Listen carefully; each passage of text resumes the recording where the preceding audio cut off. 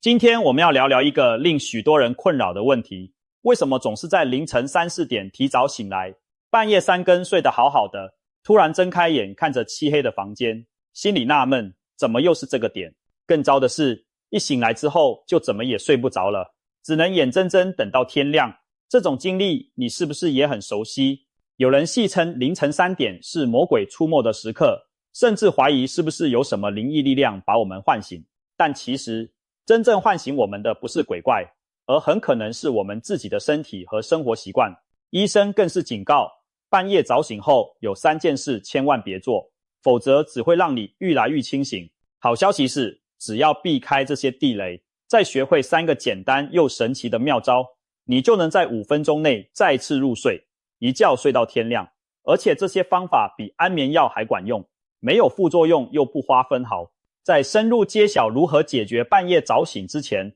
我们不妨先了解，为什么偏偏是凌晨3、4点容易醒？难道这个时间有什么玄机吗？其实还真有。在古代，许多人采用分段睡眠模式，黄昏入睡一段时间后会自然醒来，静坐冥想或从事轻微活动，之后再睡第2段。所以在过去，半夜醒来并不罕见，他们甚至利用这段时间祷告、思考或者与家人聊天。现代人则习惯一觉到天亮，半夜醒来反而觉得紧张。其实现代睡眠研究也发现，每个人在夜里其实都会经历几次短暂的微醒，只不过大多数时候这些清醒持续几秒钟就又睡着了，事后我们完全不记得。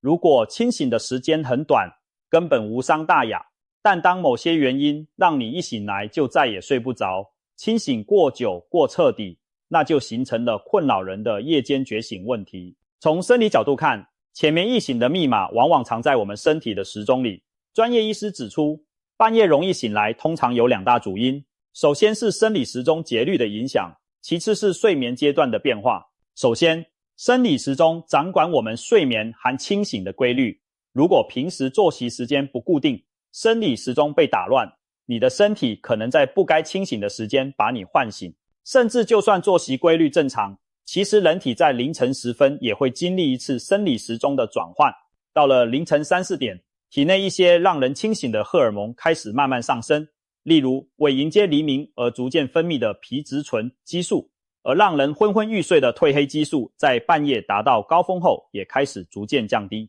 换句话说，凌晨时我们体内的清醒信号正在悄悄变强，而催眠信号在减弱。如果前一晚睡得比平时早，到了这个时刻，你的身体可能已经认为差不多该起床了。所以当内在时钟提早响起，又碰上环境中一点点风吹草动，你就很容易从睡梦中清醒。其次，睡眠是分阶段循环的，我们的睡眠并非从入睡到天亮都一样沉稳，其中穿插着不同深浅的睡眠周期，每晚大约以90分钟为一个循环，交替出现深睡和浅睡。一般来说，前半夜深睡期比较多，所以前几个小时睡得又香又沉，后半夜深睡期减少，取而代之的是较多的浅睡和快速动眼期，也就是做梦的阶段。因此，在浅睡期时，我们对外界干扰特别敏感，一点声响、光线变化，甚至室内温度的改变，都可能把我们唤醒。凌晨3、4点刚好处于睡眠后半段，这时大脑处在轻度休眠状态，如果有什么动静，就很容易醒过来。这也是为什么有些人总在同一时间醒来，因为每天入睡时间相近，经过几个睡眠循环后，往往在那个点刚好进入浅眠期，一有风吹草动就醒了。除了生理时钟和睡眠结构这2大内因外，外在因素也会在凌晨时分趁虚而入。比如说睡眠环境的影响，半夜房间若突然亮起微光，可能是路灯、电子产品的指示灯，或突然传来声响，都可能刚好击中你处于浅眠的片刻，导致清醒。又或者室温变化，人体深夜时体温下降，如果被子盖不够或天气转凉，冷意会把你冻醒。反之，环境太闷热，流汗也可能热醒。再常见一点的，有些人夜间频尿，膀胱在这时把你叫醒上洗手间。有些人可能胃食道逆流或血糖过低，在凌晨时发作造成不适，甚至一场噩梦也会在这时间段把你惊醒。这些因素平时白天不觉得，但在凌晨你生理防线最脆弱时，往往一击即中。也有人说，凌晨时分是人体阳气最弱、阴气最盛之时，虽是传统说法，却也道出人体在后半夜确实处于能量低点，抵抗干扰的能力下降。年龄和健康状况也会影响睡眠稳定性。随着年龄增长，睡眠变得日益浅薄，老年人半夜醒来的次数明显增加。有调查指出，高龄者中能一觉睡到天亮的不到1成。所以，如果你年过花甲，半夜醒2-3次反而算正常生理现象，但年轻人若经常凌晨清醒，就可能另有原因了。例如，现代人精神压力大，焦虑和忧郁情绪会干扰睡眠，特别是忧郁症的一个典型表现就是清晨过早醒来，再也睡不着。另外，像睡眠呼吸中止症患者，往往在深睡时因呼吸阻塞、缺氧而惊醒过来，甲状腺机能亢进或其他内分泌失调，也可能让人体在半夜代谢过度活跃而醒来。女性朋友若处于更年期，荷尔蒙波动也常导致半夜盗汗惊醒。这些潜在的疾病因素都可能暗藏在你的睡眠中。如果你总是固定在凌晨3-4点醒，而且白天伴随其他不适症状，最好咨询医生检查是否有上述健康问题。值得一提的是，中医也对半夜早醒有所说明。按照中医理论，凌晨3点到5点是肺经最活跃的时刻。如果这段时间老是醒来，并且感到胸闷、气短，可能意味肺气虚或肺火旺。而凌晨1点到3点是肝经活跃的时间，这时容易醒且伴随烦躁易怒，往往被视为肝火过旺在作祟。虽然这些说法来自传统经验，未必有现代科学实证，但也提醒我们半夜易醒可能与身体某些机能失调有关。因此，中医师常建议这类人调理肺脏或肝脏功能，搭配凝神安神的草药或穴位按摩，来改善睡眠品质。无论东西方医学，都同意养成良好作息与保养身心是避免失眠早醒的根本之道。了解了凌晨易醒的成因后，我们再来谈谈重头戏，半夜醒来后该怎么办。正如前面提到的，很多时候半夜醒来是难以完全避免的正常现象，重点在于醒来后如何应对。此时你的抉择将决定接下来是很快又睡着，还是彻底清醒到天明。医生特别警告，有3件事千万别在这时候做，否则只会让你越来越清醒，提前结束你的睡眠旅程。这3个地雷就是：不要接触强光，不要看时间，不要躺在床上干着急。听起来也许简单，但真到了半夜，很多人下意识就犯了这些错误，结果一错睡意全消。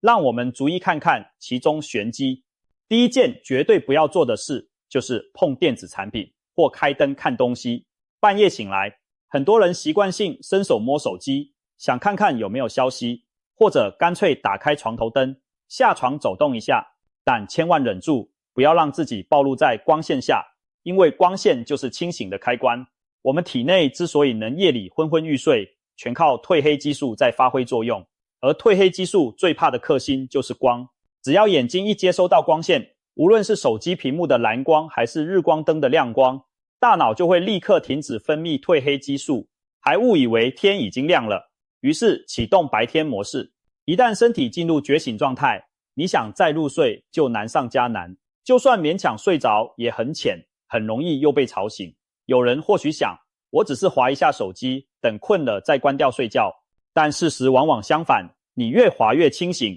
甚至看到刺激的消息或影片，情绪被挑动，更别想睡着了。所以记住，醒来后不要开灯，不要看手机。如果需要照明，可以准备一盏极昏暗的夜灯，但也只用于必要的活动，例如半夜起床上厕所，而不是让你刷手机的。保持房间继续一片黑暗，你才有可能诱导自己重返梦乡。第二件不能做的事，就是看时间、算时间。半夜醒来，很多人第一反应就是瞄一眼闹钟，现在几点？我们理解这种好奇心，想知道自己还能睡多久，但是这种心态反而会坏事。想象一下，你凌晨3点醒了，挣扎着眯开眼一瞧手机，发现天哪，才3点，心里不免焦急。才睡了3个多小时，离天亮还有4个钟头，我一定要赶快再睡，不然明天怎么撑？这一盘心算下去，本来朦胧的脑袋瞬间清醒，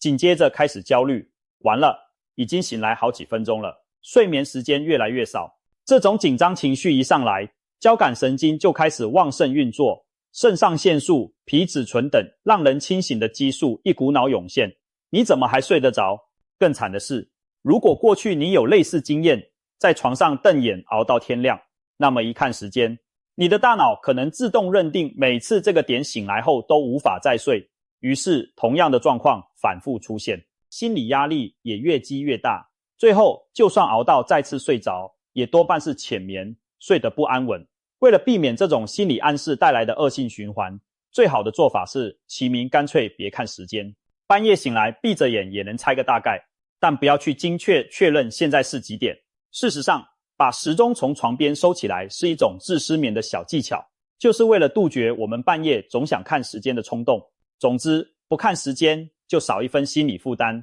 回笼觉反而更容易一点。第三件别做的事，就是在床上苦撑硬耐。很多人在醒来后会继续躺着，反复翻身变换姿势，心想我一定要睡着，我一定要睡着，但身体越躺越不舒服，大脑反而愈转愈清醒，还开始胡思乱想，怎么还不睡着？是不是失眠更严重了？明天怎么办？如此恶性循环只会让人既沮丧又焦躁。专家指出，长时间躺在床上挣扎，反而会让大脑把床这个地方和清醒烦躁的状态联系起来，久而久之，你一上床，脑袋就开始活跃，因为他学会了床是用来思考烦恼而不是睡觉的地方。这种条件反射一旦形成，就更难入睡，甚至以后每天都可能在同一时间醒来，陷入固定的失眠模式。所以如果已经躺了很久还是完全没有睡意，与其痛苦地耗在床上，不如起身换个环境。